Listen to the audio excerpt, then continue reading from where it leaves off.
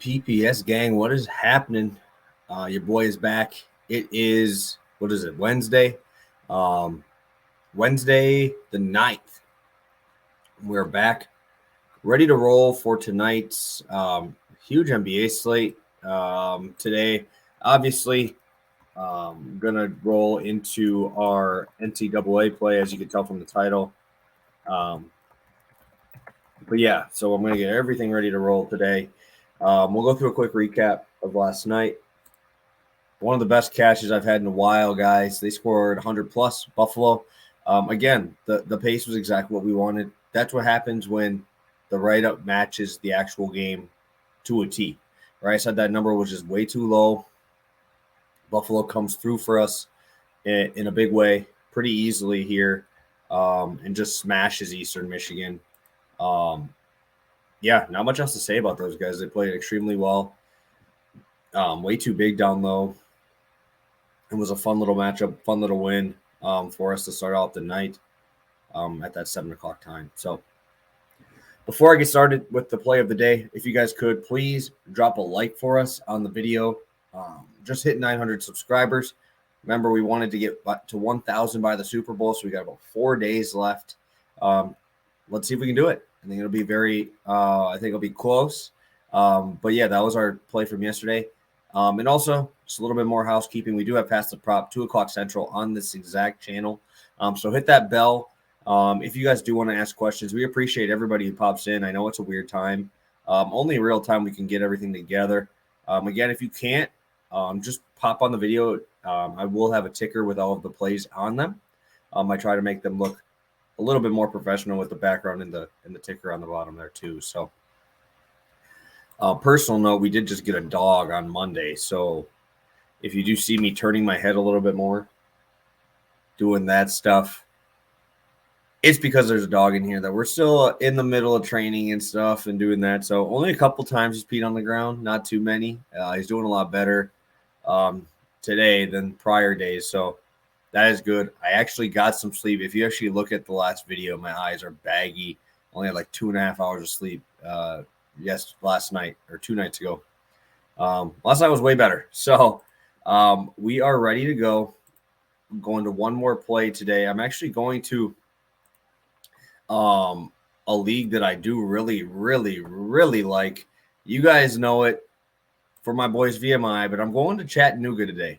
Going back to the Southern Conference here and rolling with the number 1 team in the conference. Chattanooga is actually number 1 past Furman after they've had a couple slip-ups. And at home, Chattanooga's been unbelievable. 85 points against Citadel and 71 versus Furman, which is a very slow matchup and a good defense. So that's pretty good at 71. Wofford, they scored 77, 82 versus Mercer. And now we're going to go against the worst defense in the conference here in a Western Carolina team here. They're 5-0 in their last 5 home games and a huge revenge spot. Chattanooga actually lost as a 12.5-point favorite to these guys by 11. One of the biggest reasons I think this game will be different is we saw D'Souza, big guy for Chattanooga, foul out in 21 minutes. Only had 6 points and 11 rebounds in 21 minutes. So you saw already how involved he is in only that short amount of time. On the season, he's averaging 12.7 boards a game. That's a big loss when he fouled out that fast. Obviously, you can't really get into a rhythm when you get into foul trouble and have to sit. But besides D'Souza, who used to play at Kansas, so he's got great pedigree there, they have 2 fantastic guards. Probably the best player in the conference in Malachi Smith. I would say him and Stevens are fighting for that number 1 spot there. Malachi Smith is a tank, man. 21 points a game, 83% from the line, 43% from 3. And they also have a guy named David Jean-Baptiste. David, I think is how you say it.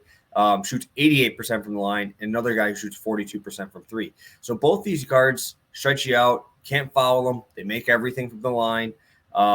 In Chattanooga, the reason those 2 guards are so important is it really provides these guys to be such an efficient offense.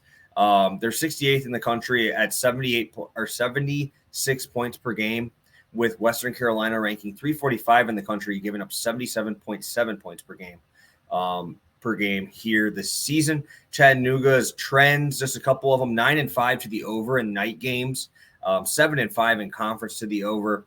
329 adjusted defense for this Western Carolina team, according to Ken Pom, 85th in tempo, which is huge because I would probably say Chattanooga could push cash cow territory, but they play so slow.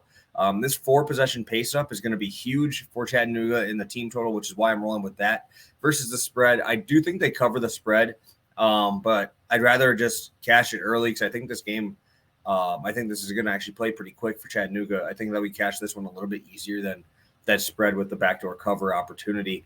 We're getting almost, like I said, I think it was 5.5 possessions for Chattanooga here. And Western Carolina's 2-9 straight up in the last 11 games. They've been struggling. They allowed 85 at Georgia, 98 at Charlotte, 85 at Samford, 87 at Eastern Tennessee State, 88 against Furman. With this line being where it is, I think it's because obviously a lot of people are going to look at their last game, saw they struggled, and they're going to be trying to obviously bet it down. I think this is still value here. I think this should go up to like 83, but I think that we're going to see a nice little bet down portion here with everybody looking at that last matchup. Obviously, a lot of blowouts in this conference for Chattanooga, so they don't really need to score late. But I think this pace, Western Carolina's defense is terrible. They allowed 76 to VMI, and VMI shot 65% from the line and only 28% from three. Chattanooga's not going to do that. Chattanooga's too good. They slash VMI. If they're missing threes, they just keep shooting them, which allows the over to happen because they let the long rebounds happen. But Chattanooga is the best adjusted offense in this conference, and they're just very, very efficient. Play well inside and out. Obviously, like I said, D'Souza is going to be huge in this game.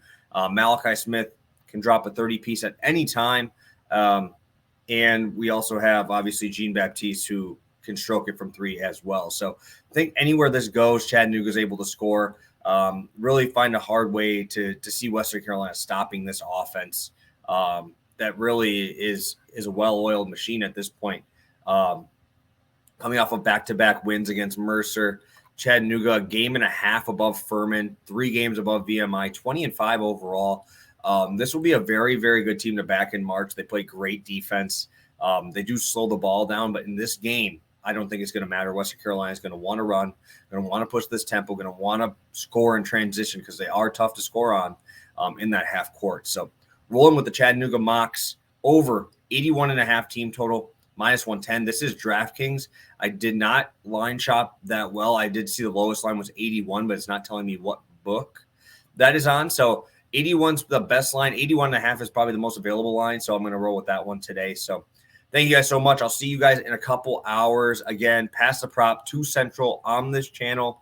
Subscribe, get that bell pushed, get that notifications when we go live so you can come in, ask some prop questions. I'll be working on NBA the rest of this morning. So thank you guys so much for popping in, joining me this morning, and I hope to see you guys in a couple hours on the live stream with me and my Monotone Football. So thank you guys so much. You guys are the best. Again, Chattanooga team total or over 81.5.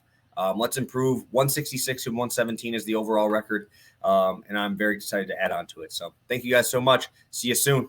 Peace.